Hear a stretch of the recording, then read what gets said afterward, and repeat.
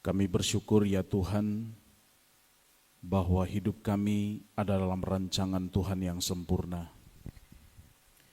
Meskipun terkadang kami sulit untuk memahami, meskipun terkadang kami sulit untuk menjalani, tapi kami rasakan tiap-tiap hari penyertaan yang sempurna. Terima kasih jika pagi ini kembali Engkau izinkan kami mendengarkan firman Tuhan. Firman yang berharga, firman yang tak ternilai harganya, firman yang berkuasa menghibur kami, firman yang berkuasa mengatur jalan hidup kami. Tuhan, kiranya Engkau menolong kami untuk bisa menerima bagian ini, untuk bisa mengertinya, untuk bisa memahaminya. Maka kami mau fokuskan hidup kami, hati pikiran kami kepada Tuhan. Kami tidak izinkan apapun di luar kuasa-Mu untuk mengganggu hati dan pikiran kami. Bapa, hamba-Mu sungguh terbatas, urapi dan pakailah untuk menjadi alat untuk berbagi firman Tuhan pagi ini. Dalam nama Yesus Tuhan kami berdoa, haleluya, amin. Shalom Bapak Ibu, sekali lagi shalom, apa kabar? Sehat? Wah, masih semangat? Masih? Iya. Masih setia? Masih ada masalah? Masih? Tapi masih ada Yesus? Haleluya. Kalau masih ada Yesus berarti ada solusi? Ada. Kalau masih ada Yesus berarti ada jalan keluar. Nah itu dia. Luar biasa Bapak Ibu. Karena sejujurnya kalau saya renung-renungkan, ada satu persoalan besar dalam hidup kita di dunia ini. Ada persoalan yang teramat besar yang mengiringi perjalanan hidup kita di dunia ini. Persoalan terbesar itu namanya keraguan.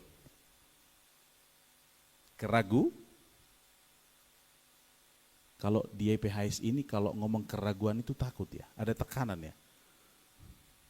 Halo. Ada persoalan besar yang mengiringi perjalanan hidup kita sebagai manusia, bahkan sebagai orang Kristen, namanya keraguan.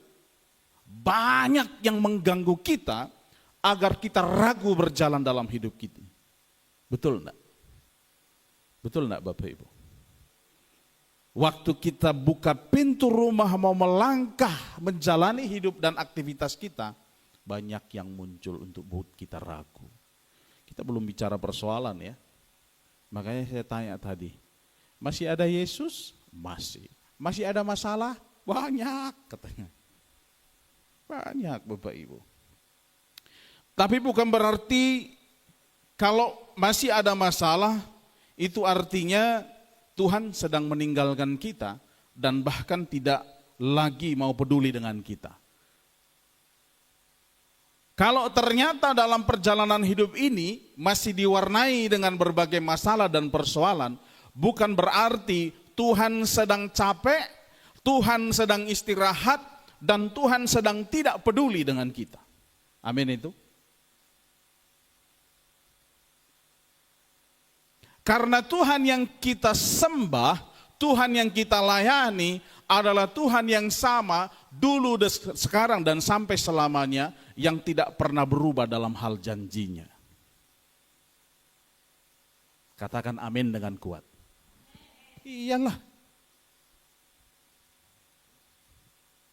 Saya terlalu yakin Bapak Ibu karena hanya omong kosong dan sebuah sok-sokan atau apa ya istilahnya, sebuah ucapan kosong hanya karena semangat-semangat mengatakan bahwa Tuhan itu baik.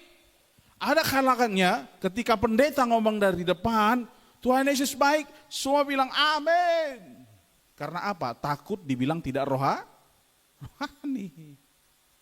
Semua bilang amin, ya ikutlah kita amin. Tapi kalau ditanya secara pribadi, pengalaman bersama dengan Tuhan, apakah betul-betul setuju mau katakan Tuhan Yesus baik atau tidak. Itu yang saya sebut dari awal tadi, ada satu persoalan besar dalam kekristenan, dalam pengiringan kita bersama dengan Tuhan yang namanya keraguan. Dan saya rindu Bapak Ibu, perenungan kita di pagi ini kembali menjadi sebuah jawaban. Saya yakin sudah sering kita dengar, dan saya yakin ini juga kita mengerti, tetapi ini menjadi sebuah trigger yang mendorong kita, yang kasih semangat bagi kita dalam perjalanan hidup ini. Karena kita butuh ini tiap-tiap hari di tengah dunia ini. Dunia itu tidak menjanjikan kebaikan. Dunia tidak menjanjikan hidup baik-baik dan aman-aman saja. Tuhan juga katakan begitu. Tapi Tuhan menjanjikan penyertaan, Tuhan menjanjikan pertolongan, Tuhan menjanjikan bimbingan dan penyertaan agar kita mampu hidup terus benar dalam dunia ini. Maka saya mau sharingkan bagian ini dengan tema yang sangat-sangat penting. Rancangan Tuhan bagi kita. Rancangan Tuhan bagi kita. Bapak Ibu sering buat rencana? Sering? Sering ya? Saya paling suka buat rencana. Walaupun kadang-kadang rencananya gak dijalanin. Karena menurut saya, kalau kita punya rencana, sedikit mungkin kita tertolong untuk hidup tertata. Betul ya? Ya. Itu sebabnya banyak para ahli di bidang manajemen, di bidang apalagi kepemimpinan, itu berusaha menggali teori-teori yang penting untuk mengatur baik hidup, baik manusia, baik perusahaan, bahkan rumah tangga, bagaimana supaya hidup lebih efektif. Nah, tetapi kadang-kadang rencana sudah baik, rencana sudah bagus, tapi tetap gagal, tapi tetap rugi, tapi tetap ada masalah, bahkan hancur. Kalau saya mau tanya, apa kegagalan terbesar dalam hidup kita yang pernah kita alami? Apa kegagalan terbesar, terparah, tersulit di bidang-bidang kehidupan kita yang sudah pernah kita alami? Kalau anak muda ditanyakan, apa kegagalan terbesarmu? Aduh, saya gagal nikah, contohnya. Saya gagal mendapatkan si dia, itu kegagalan terbesar. Gitu ya Om Adek? Oh gitu.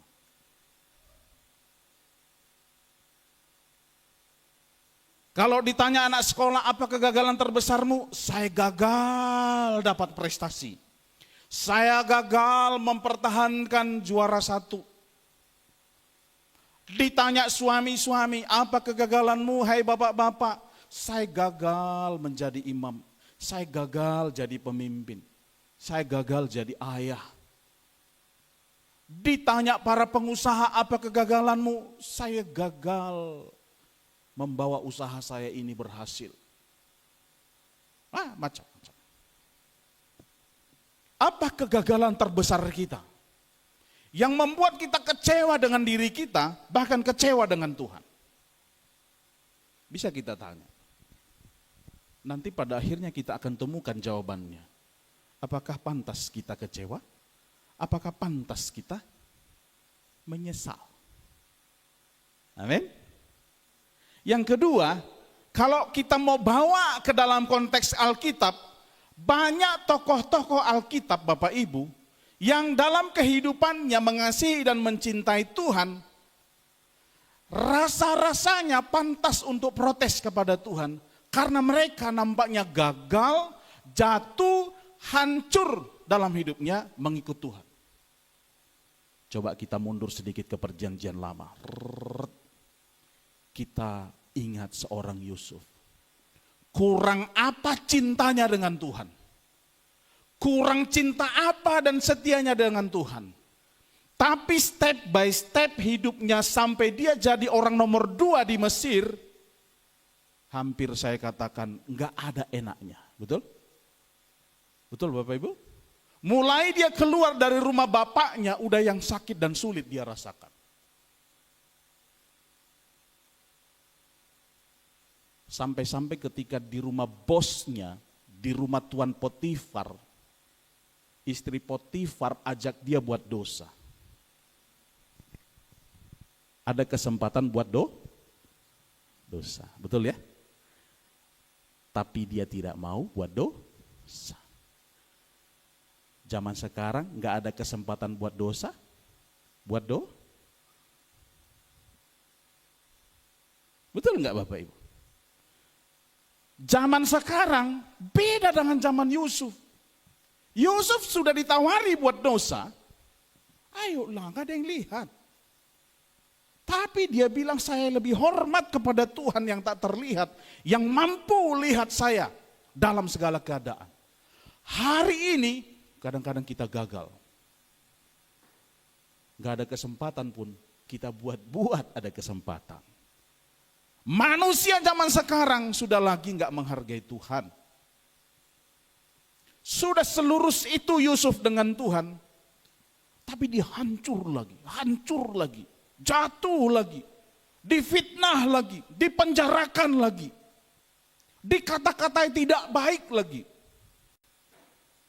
Tapi di endingnya bilang apa? Kamu merencanakan yang jahat, merencanakan yang buruk, dia katakan itu kepada saudaranya. Tapi Tuhan atur itu semua untuk kebaikan.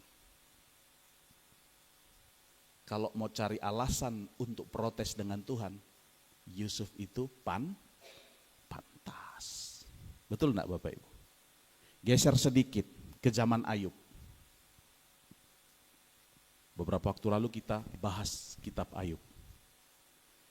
Kalau mau cari alasan untuk protes dengan Tuhan, atas kesetiaannya dengan Tuhan, Ayub paling pantas untuk protes sama Tuhan. Gimana Tuhan? Iblis saja ngakuin. Iblis mengakui bahwa dia orang yang saleh. Tuhan sendiri, Tuhan sang pemilik hidup, yang kudus dan agung, acung jempol dengan kesetiaan Ayub. Tapi diizinkan untuk terpuruk. Apalagi yang dimiliki Ayub? Gak ada. Semua yang menjadi kebanggaan secara manusiawi, bahkan rumah tangganya pun hancur dan habis. Tubuhnya yang satu-satunya menjadi miliknya, batok kepalanya aja kelihatan. Kalau mau dibilang mau protes sama Tuhan, dia pantas protes sama Tuhan. Tapi lagi-lagi Bapak Ibu, dia mengakui rencana Tuhan yang agung dan mulia itu. Banyak kan tokoh Alkitab bisa kita lihat di Alkitab. Hari Jumat kemarin saya di Siantar, saya bicara sesuatu yang mendalam. Sebuah perenungan sebenarnya mengapa pengharapan di dalam Yesus itu pengharapan yang tidak mengecewakan. Hampir-hampir saya lihat tokoh-tokoh Alkitab khusus perjanjian baru, para rasul itu, para rasul Bapak Ibu, ending hidupnya gak ada yang enak. Saya tanya kepada anggota persekutuan, Bapak Ibu, pernah gak mengalami 1% saja kesulitan yang dialami oleh para rasul yang membuat Bapak Ibu berani berkata saya siap mati buat Kristus? Dikejar-kejar, ya, ditangkap, sampai akhirnya dibunuhnya bukan dibunuh manusiawi gitu ya, apa namanya, yang wajar gitu, tidak manusiawi, betul-betul mengerikan. Ada yang sampai digoreng di minyak panas, disalib terbalik, dipenggal, digergaji, dibuang, dilemparkan ke binatang buas. Apa alasan mereka untuk tetap cinta Tuhan? Bilang pengharapan di dalam Yesus tidak mengecewakan. Hello. Kita matahari kemarau 2 minggu berkepanjangan kita udah mengeluh-mengeluh ya. Mengeluh-mengeluh, gimana ini Tuhan? Saya sudah tanam jagung saya, hujan tidak turun. Gimana ini Tuhan? Gitu kan Bapak Ibu? Waduh, nggak gampang. Sangat tidak gampang. Lalu kita dibawa kepada sebuah tema yang disuruh meyakini rancangan Tuhan itu pasti paling baik. Gimana ini? Kontradiktif dengan apa yang saya pahami. Yang saya jalani ini nampaknya tidak baik-baik. Tapi ini dikatakan adalah rencana Tuhan dan itu pasti paling baik. Gimana Tuhan? Gitu. Ya. Jadi saya mau ajak kita untuk melihat bagaimana sebenarnya kita mau pahami rencana Tuhan itu dalam hidup kita. Ya. Rencana Tuhan itu dalam hidup kita. Ada perbedaan secara konsep Bapak Ibu. Saya coba cari-cari ya dalam persiapan saya. Mengapa Tuhan mengatakan? Mari kita baca dulu. Yesaya 55. Yesaya 55 ayat yang ke-8 dan 9. Yesaya 55 ayat 8 dan 9. Sama-sama kita baca dengan suara yang kuat. 2, 3 ya. Sebab rancanganku dan jalanmu, demikianlah firman Tuhan. Seperti tingginya langit dan bumi, demikianlah jalanku dari jalanmu dan rancanganku dari rancanganmu. Ada hal yang sangat berbeda di sini untuk kita bisa memahami apa yang kita jalani ini adalah sesuatu yang memang tidak sesuai dengan konsep kita. Tuhan katakan secara konsep pikiran Tuhan, jalan pikiran Tuhan, rencana Tuhan, konsepnya Tuhan itu jauh berbeda dengan kita. Kita selalu kecenderungannya merancang sesuatu itu adalah sifatnya menguntungkan kita. Itu udah pasti. Kalau kita mau bikin sebuah usaha apapun, pasti ujung-ujungnya kita berpikir saya beruntung dari sini. Ya dong, logikanya kan begitu ya. Ngapain bikin usaha kalau nggak untung? Kan gitu Amang Bro? Iyalah. Dan itu wajar dan lumrah saja. Hanya persoalannya ada masalah. Banyak orang merancang untung tapi tidak memuliakan tuh. Di situ beda konsepnya. Maka banyak orang yang mencoba merancang sesuatu, enggak apa-apa Tuhan itu ditinggalkan. Enggak apa-apa ini melanggar koridornya Tuhan. Yang penting saya menerima keuntungan, manfaat. Kalau dikatakan rancanganku bukanlah rancanganmu, jalanku bukan jalanmu, atau jalanmu bukan jalanku, mau mengajak bangsa Israel untuk memahami kesulitan, keadaan, tantangan, persoalan yang kamu hadapi sekarang, itu ada batasnya, tapi aku sedang merancang kehidupan yang lebih baik di masa yang akan datang.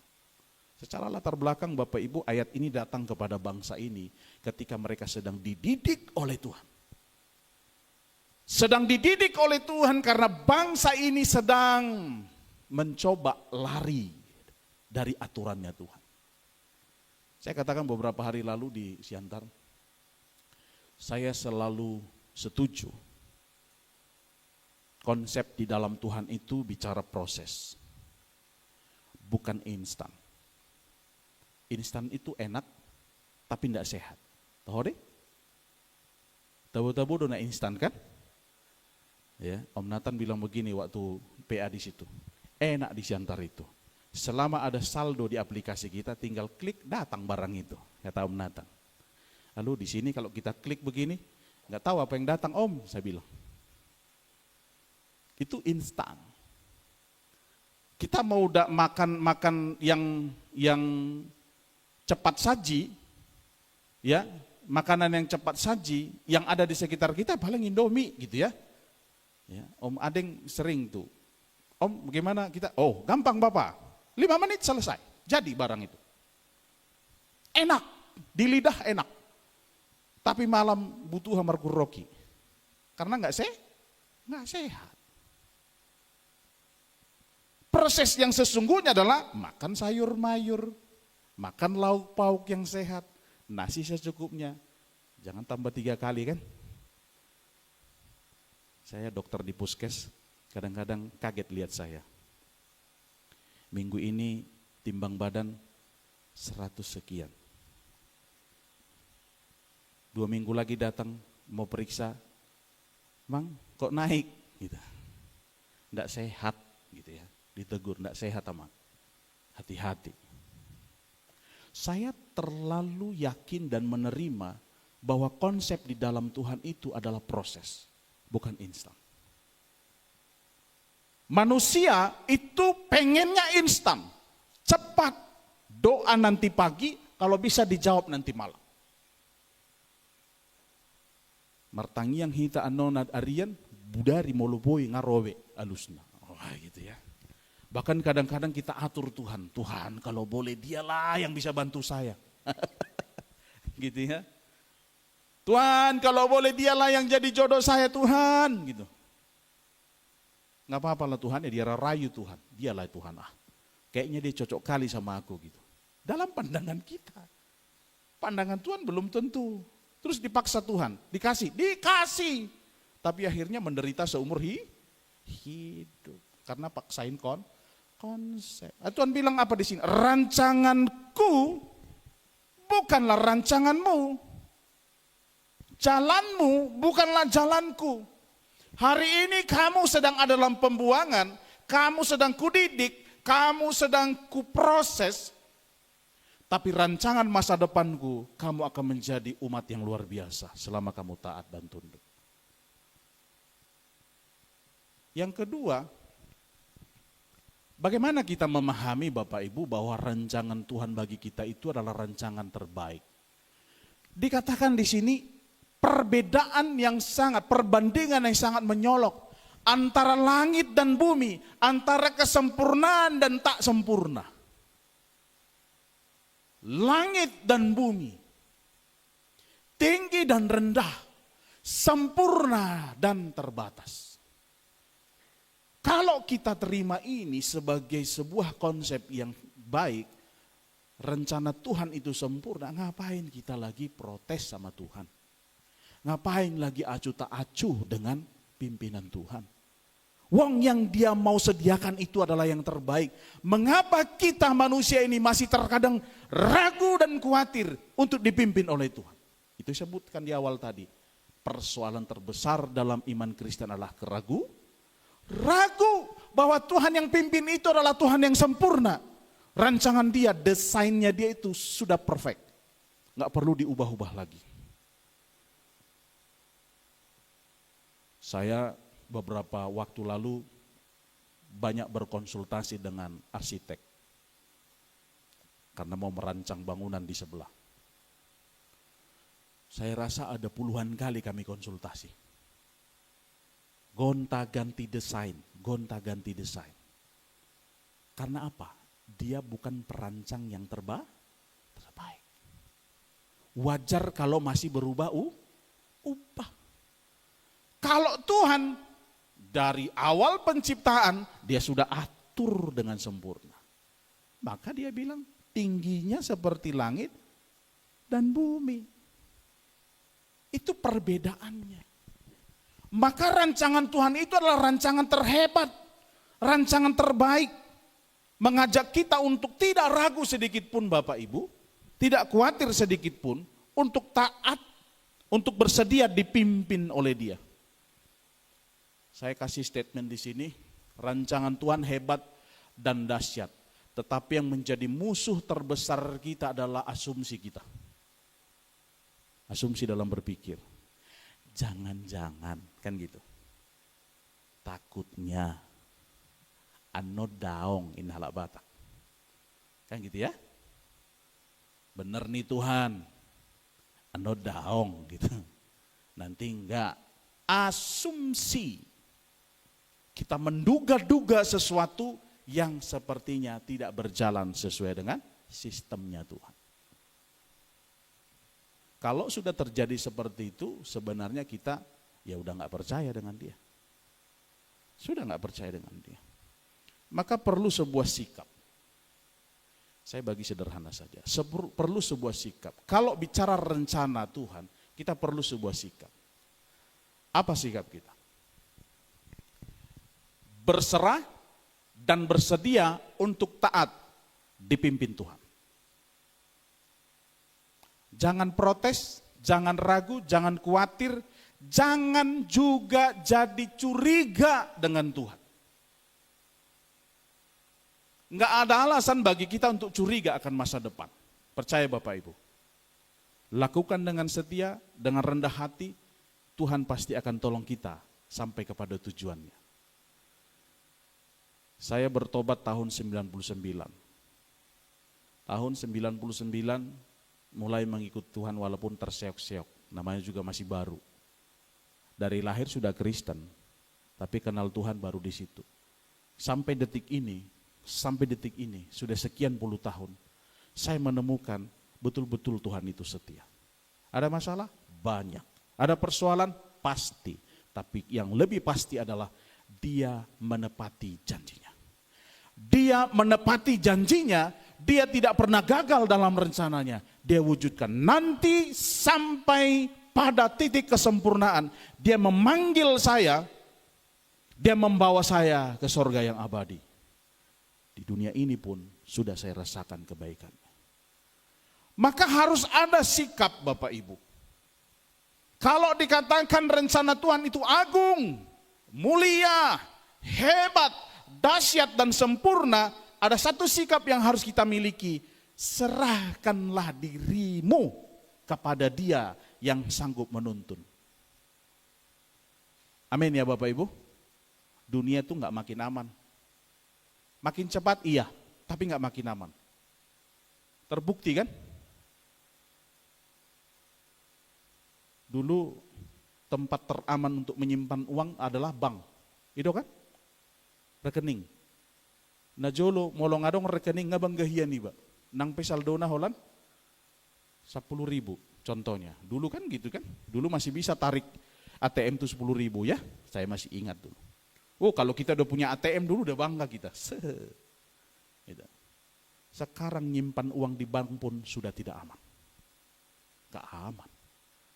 Pintarnya manusia zaman sekarang.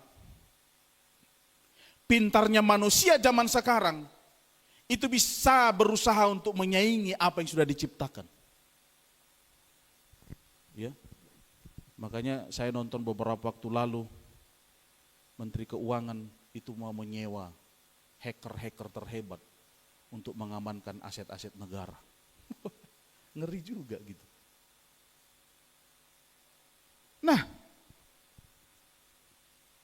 maka Bapak Ibu tidak ada alasan bagi kita untuk ragu akan penyertaan Tuhan. Maka berserahlah. Berserahlah pada pimpinan Tuhan. Kalaupun kita harus tarik napas di dunia ini, enggak apa-apa tarik napas gitu. Itu biasa bagian dari perjalanan hidup. Tapi untuk ragu enggak boleh. Kalau dikatakan berserah, serahkan penuh. Saya selalu kasih istilah namanya berserah itu letakkan, itu berserah. Letakkan beban itu. Ini beban dari handphone saya ini mungkin hanya 200-300 gram. 200 gram. Ini menjadi beban bagi tangan saya. Kalau hanya 15 detik saya pegang, tidak terlalu jadi masalah. Tapi kalau 1 jam saya pegang terus begini, akan terjadi persoalan dengan otot lengan saya. Dan itu sekarang jadi masalah massal kan. Ya, efek dari pegang HP lama-lama, mulai itu banyak yang pegelino. Gitu. Sama dengan masalah. Disuruh berserah kepada Tuhan, itu artinya letakkan kepada Dia secara total. Jangan bilang aku udah percaya kepada Tuhan, aku serahkan seluruh hidupku kepada Dia. Ku letakkan masalahku kepada Dia, tapi nanti ku ambil lagi. Itu namanya bukan berserah. Yang kedua, menyamakan atau menyelaraskan kehendak kita kepada kehendak Tuhan. Agar tidak susah sendiri. Contoh di Alkitab, anak yang hilang. Apa yang terjadi dengan anak yang hilang? Susah sendiri? Susah sendiri. Dia mau coba atur hidupnya. Dia mau coba kendalikan jalan hidupnya. Dia mau coba menjalani hidupnya tanpa Tuhan. Apa yang terjadi? Enak memang iya, happy memang iya, nikmat memang iya, sementara endingnya apa? Susah sesusah-susahnya. Sampai dia mau minta ampun kepada bapaknya dan minta tolong kepada bapaknya untuk jadi salah satu jadi karyawannya. Karena untuk makan saja udah susah. Kalau kita katakan rancangan Tuhan itu yang terbaik, kita perlu samakan persepsi. Selaraskan kehendak kita dengan kehendak Tuhan. Agar apa? Agar kita itu punya satu punya satu kesamaan pandangan. Tidak lagi berusaha untuk memaksa Tuhan. Tidak ada lagi kesempatan untuk mengatur Tuhan. Tidak lagi kesempatan juga dalam hal negatif untuk menyalahkan Tuhan. Kalau sudah diselaraskan pandangan kita dengan pandangan Tuhan, kehendak kita dengan kehendak Tuhan, maka yang terjadi kita akan ringan menjalani hidup ini. Saya senang selalu dengan Pak Sastra, orang tua yang kita kasihi. Dia bilang begini, ikut Tuhan itu enak.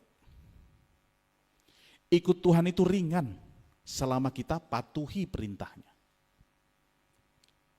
Yang kenapa jadi berat adalah ketika kita mau kurangi firman itu. Atau kita kurangi ketulusan dan kerelaan hati kita untuk taat firman itu. Kita mau mencoba berusaha mencari keuntungan atas diri kita. Tapi tidak memuliakan Tuhan. Jadi berat. Ya. Sehingga Bapak Ibu Saudara kembali bahwa perlu yang namanya menyamakan atau menyelaraskan kehendak kita dengan kehendak Tuhan. Ini sebuah sikap yang penting yang harus dimiliki oleh setiap orang yang percaya kepada Tuhan. Ya. Ada satu statement saya di bawah katakan begini. Merelakan diri untuk selaras dengan kehendak Tuhan termasuk hal yang menurut kita adalah yang terbaik. Menurut kita sudah terbaik. Kita perlu tanya Tuhan, sudah selaras, sudah sama, sesuai dengan standar firman Tuhan atau belum? Perlu kita tanya Tuhan. Jangan-jangan itu hanya untuk keuntungan pribadi kita, tapi Tuhan tidak disenangkan. Yang berikut, berbicara rencana Tuhan, Tuhan mengatur dan mengerjakan dengan sempurna. Bahkan tidak ada yang mampu menggagalkannya. Itu amin kali. Ya, Tuhan mengatur dan mengerjakan rencananya dengan sempurna dan tidak ada satupun kekuatan, kuasa apapun yang bisa mempengaruhi bahkan menggagalkannya. Iblis berusaha untuk gagalkan rencana Tuhan, tapi nggak mampu. Kuasa Tuhan itu lebih hebat, dahsyat untuk dia. Ya kan? Siapa namanya? Petrus aja dia bilang, enya kau iblis. Ya kan? Enya kau iblis. Kau itu tidak mampu untuk menggagalkan rencana Allah untuk keselamatan manusia. Apalagi bagi kita. Tuhan siap menyediakan jauh lebih baik dari yang kita pernah bayangkan. Wah, ini. Kalau rencana Tuhan itu adalah yang terbaik, kadang-kadang kita sudah atur sebaik mungkin, kadang-kadang kita sudah pikirkan sebaik mungkin, belum tentu itu yang akan terjadi. Mengapa? Kadang-kadang yang belum kita pikir, belum timbul dalam hati, justru itu diberikan. Ada satu statement beberapa waktu lalu, lewat di beranda sosmed saya. Saya yakin jawaban doa itu adalah tepat waktu dan terbaik. Amin ya. Tepat waktu dan baik. Kalau belum tepat waktu berarti belum terbaik. belum terbaik. Jadi itu betul kali Bapak Ibu. Karena kadang-kadang itulah masalah. Masih ingat apa arti masalah? Apa arti masalah Bapak Ibu? Hari Jumat lalu saya tanya kepada seorang opung umur 80 dan umur 75 tahun. Opung, apa arti masalah bagi opung? Ada seorang opung bilang begini, masalah bagi saya adalah kalau ditanya kenapa enggak nikah. Emang umur 80 tahun enggak nikah? Karena menurut saya itu sulit untuk dijawab. Tapi jadi beban bagi saya. Oh gitu ya Opung? Iya. Umur 75 tahun saya tanya, apa masalah menurut Opung? Masalah menurut saya bisa saja pergumulan, bisa saja tak pergumulan katanya. Bah, itu puasa. Ya itulah katanya. Oh betul juga. Karena kadang-kadang yang enak pun jadi masalah ya Bung. Saya bilang iya. Kita mau makan enak belum tentu cocok untuk kita. Menurut kita itu sudah pas untuk kita, tapi belum tentu juga enggak. Karena masalah kesehatan. Betul, saya tahu beliau itu 1 toples obatnya. Seorang pengusaha di Siantar. Saya sering ke tempat usaha dia, nanti dia cerita, inilah Abang Pendeta obat saya setiap hari. Pagi, siang, sore, 1 toples besar. Permen tiap hari, pagi, siang, sore. Mau makan enak nggak bisa. Tapi kira-kira apa masalah Bapak Ibu? Apa masalah? Sering dengar arti masalah kan? Istilah masalah kan? Tapi tahu nggak apa arti masalah? Terlepas dari berbagai teori, masalah adalah kesenjangan yang terjadi antara harapan dan kenyataan. Betul? Betul Bapak Ibu? Kesenjangan yang terjadi antara harapan dan kenyataan. Berharapnya begini, kenyataannya begini, ada masalah di tengah. Dirancang begini, yang jadi begini, masalah di tengah. Tapi kalau Tuhan katakan, aku sediakan sesuatu yang belum pernah timbul di pikiranmu, yang belum pernah kau rancang sedikit pun, tapi itu kusediakan bagimu dan itu pasti terbaik. Haleluya. Amin. Maka kalau di poin di atas tadi, selaraskanlah dengan kehendak Tuhan. Makanya doa Bapa kami itu kan baik ya. Jadilah kehendakmu di bumi seperti di sorga. Biarlah kehendak Tuhan yang dinyatakan kehendak Tuhan yang terjadi, bukan kehendak kita. Menurut kita kehendak kita sudah terbaik, tapi belum tentu itu yang terbaik. Yang dari Tuhan pasti yang terbaik. Amin. Kalau belum lulus dalam usaha kita kali ini, belum tentu itu akhir dari segalanya. Tapi kalau Tuhan merancang, dia pasti sediakan yang terbaik. Ada anak-anak kami, ponakan-ponakan kami, pernah ada di masa bimbang dan ragu tentang kehidupan. Bagaimana mengambil keputusan untuk kerja di mana dan sekolah di mana. Protes luar biasa, bergumul luar biasa. Mereka juga sempat down dan sangat apatis jalani hidup ini. Terakhir saya katakan begini, nah mungkin kamu gagal di sana, mungkin kamu gagal di sana. Kamu punya ekspektasi itu udah yang terbaik menurutmu, tapi belum tentu Tuhan izinkan kamu ada di sana. Salah satu anak kami yang kemarin istri saya, anak saya pergi ke Kupang, anak kami itu menikah. Dia dulu mencoba masuk kedokteran, mencoba masuk Polwan. Kalau secara hitung-hitungan manusia, dia pantas untuk ada di sana. Secara fisik oke.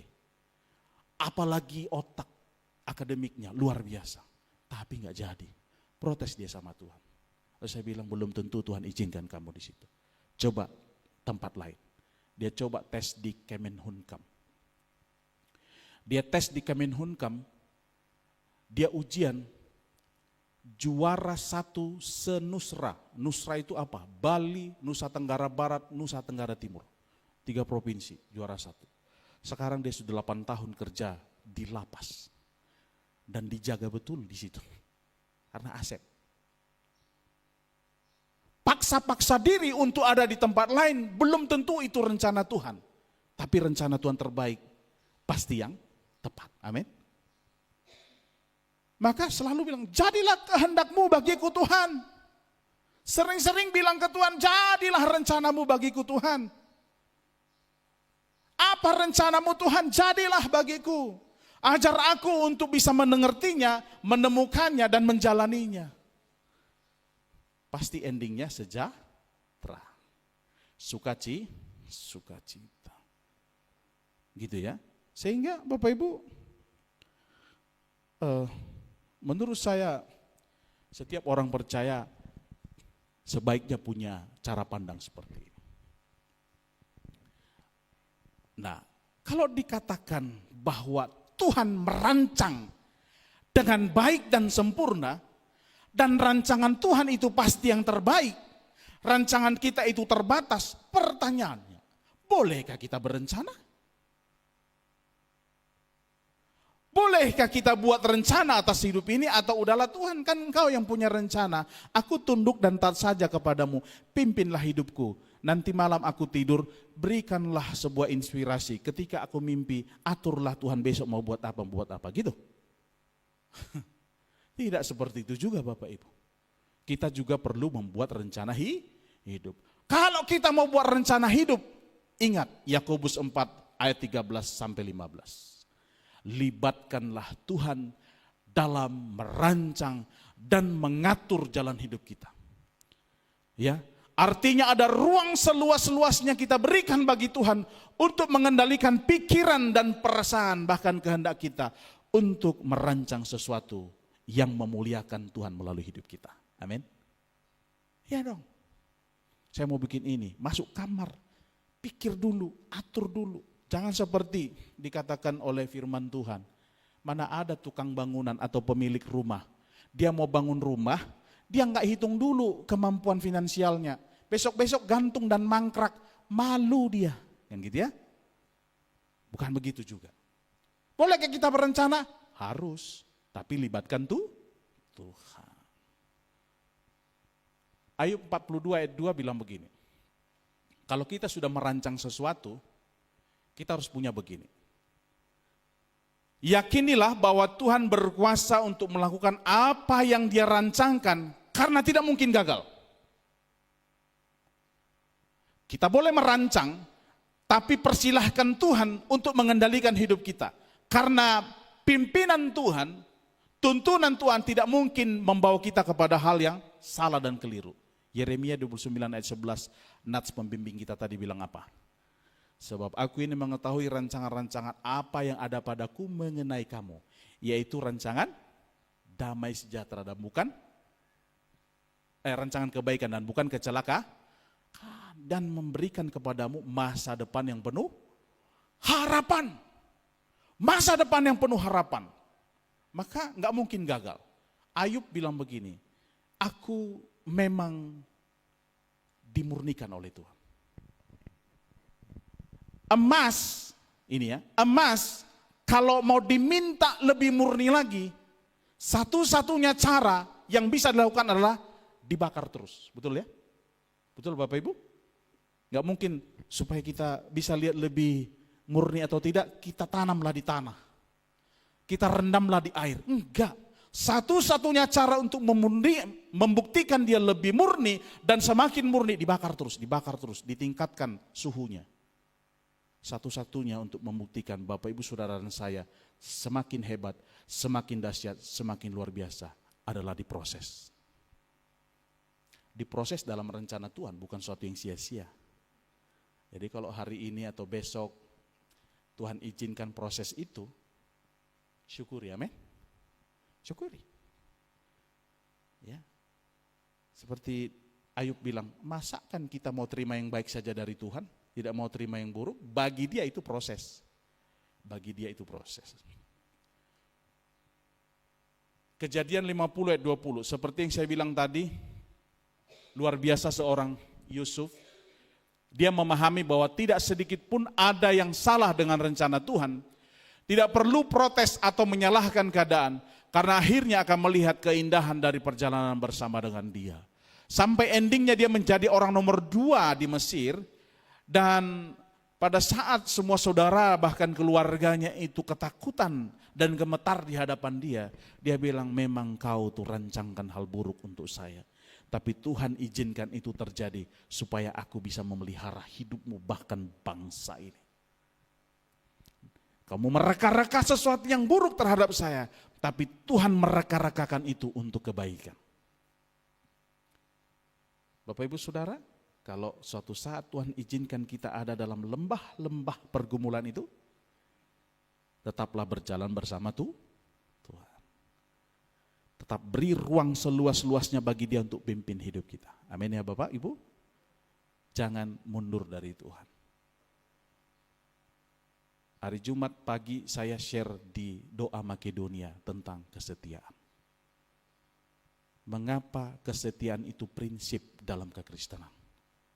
Karena banyak orang menyebut diri baik hati, tapi orang yang setia, siapakah menemukannya? Banyak orang itu panas-panas, semangat luar biasa di awal cinta Tuhan, tapi ketika ada pergumulan berubah setia kepada Dia. Setialah sampai akhir. Amin. Setialah sampai akhir. Terakhir, kita baca ini bersama-sama. Mazmur 37, 23 sampai 24. 2, 3 ya. Tuhan menetapkan langkah-langkah orang yang hidupnya berkenan kepadanya. Apabila ia jatuh, tidaklah sampai tergeletak, sebab Tuhan menopang tangannya. Dahulu aku muda, sekarang telah menjadi tua, tetapi tidak pernah kulihat orang benar ditinggalkan, atau anak cucunya meminta-minta roti. Tiap hari ia menaruh belas kasihan dan memberi pinjaman, dan anak cucunya menjadi berkat. Amin ya. Kiranya bagian ini tolong kita lagi. Saya katakan di awal sudah pernah sering kita dengar, tapi hari ini Tuhan tolong lagi untuk kita bisa diberi kekuatan menjalani hidup kita, meyakini rencana Tuhan adalah rencana Tuhan terbaik, untuk tidak lagi ragu menjalani hidup ini, sebab Dia pasti akan tolong kita sampai kepada tujuan akhir kehidupan kita. Amin, mari kita berdoa. Tuhan, terima kasih untuk bagian ini. Satu bagian yang kembali Tuhan izinkan kami renungkan, pikirkan, untuk membuat kami benar-benar berserah penuh kepada Engkau. Karena dalam pemahaman kami Tuhan, tanpa berserah kepada Tuhan, ada kecenderungan dalam diri kami untuk kami gagal dan jatuh. Memang sering kami gagal dan jatuh. Itu banyak disebabkan oleh kegagalan kami memahami rencana Tuhan. Tapi kami belajar dari hamba-hamba-Mu, belajar dari Tuhan Yesus, bagaimana mereka tetap berpegang teguh kepada rancangan yang sempurna itu, sehingga membuat mereka indah dan luar biasa. Siapakah Yusuf? Siapakah Ayub? Siapakah Daud? Siapakah Paulus? Siapakah mereka semua yang rela, yang tunduk dan taat kepada pimpinan penyertaan Tuhan, sampai pada akhirnya mereka dipermuliakan oleh Tuhan. Kami mau belajar Tuhan untuk menaati Engkau. Tuhan, hari ini Engkau berbicara luar biasa, biarlah kami mau buka hati pikiran kami untuk berjalan dalam rancangan Tuhan yang sempurna itu. Terima kasih Bapa, terpujilah Tuhan. Di dalam nama Yesus Tuhan, kami berdoa dan bersyukur. Haleluya. Amin.